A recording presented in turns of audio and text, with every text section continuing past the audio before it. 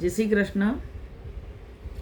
આને કહેવાય ઉરાહનાનું પદ. ઉરાહના એટલે ફરિયાદ કરતા આવો.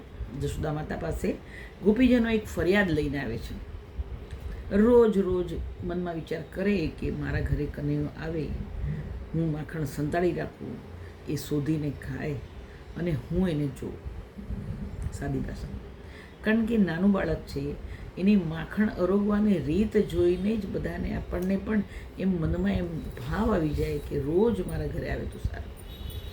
ગોપીજનો છે રામ અવતારથી એમ કહેવાય છે તપ કરીને બધા વ્રજમાં પ્રગટ થયા છે અને કીધું અને રોજ બધાના ઘરે પ્રભુ જાય છે, દરેકનું મનોરથ પૂર્ણ કરે છે અને પછીથી માખણ ખાઈ જાય. ગોપી એમ જો એમ કહે ને કે સાવથી ખાઈ ગયો તો બાજુવાળા તરત બૂમ પાડે, દરેકને ડર હોય એટલે ગોપી કે મારા ઘરે આજે કનૈયો આવ્યો અને માખણ આરો ખાઈ ગયો, માટલી ફોડી કાઢી, બધી ખોટે ખોટી સાચી સાચી પણ બધી ભડાસ કાઢે.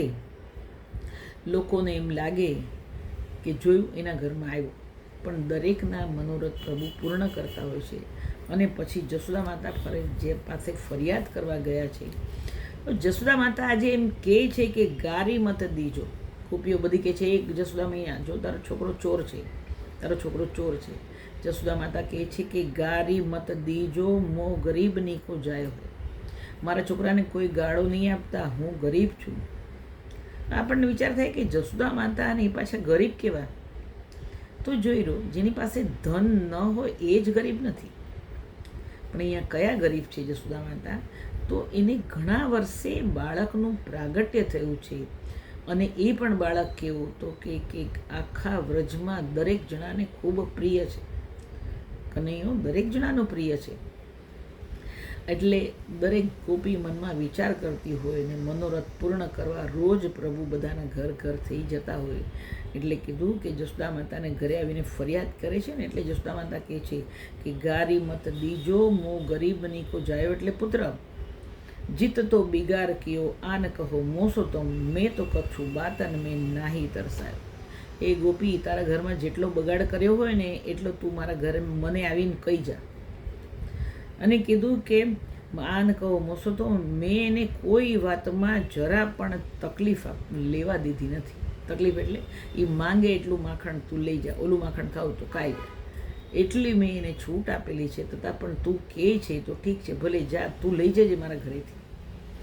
દધી કી મટકી ભરી આંગન મેં આન ધરી. જશોદા માતાને આજે ગુસ્સો આવ્યો છે એટલે દહીંના માટલા ભરી ભરીને લઈ આવ્યા અને માખણના લઈને આવ્યા અને કહે છે જશોદા માતા શું? એટલે કે દધી કી મટકી ભરી આંગન મેં આન ધરી, તોલ તોલ લીજો ભટુ, જે તો જાકો ખાયો હોય. તો ત્રાજવું લઈને જશોદા માતા ગોઠવાઈ ગયા અને કે લઈ જાઓ, જેનું જેટલું ખાધું છે ને એનાથી ડબલ લઈ જાઓ. એટલે કીધું કે જે તોલ તોલ લીજો ભટુ, તે જે તો જાકો ખાયો હોય. સુરદાસ પ્રભુ પારે, સુરદાસજીને દર્શન થયા છે. કેવા? તો કે નિમિષ ન હુજે ન્યારે. હે પ્રભુ, સુરદાસજી કહે છે મારાથી તો જરાય દૂર જ નહીં થતા. તો એકલા સુરદાસજીની વાત નથી, જશોદા માતા પણ મનમાં વિચાર કરે છે, ગોપીજનો પણ મનમાં વિચાર કરે છે કે પ્રભુ અમારાથી દૂર નહીં થતા. એટલે સુરદાસ પ્રભુ પ્યારે નિમિષ ન હુજે ન્યારે, કાન જેસો પૂત મેં તો પૂરે પુણ્યન સો પાયો હે. જશોદા માતા કહે છે કે આ કનૈયા જેવો પુત્ર તો મેં કે તમારા બધાના પુણ્યથી મને આ પુત્ર મળ્યો છે.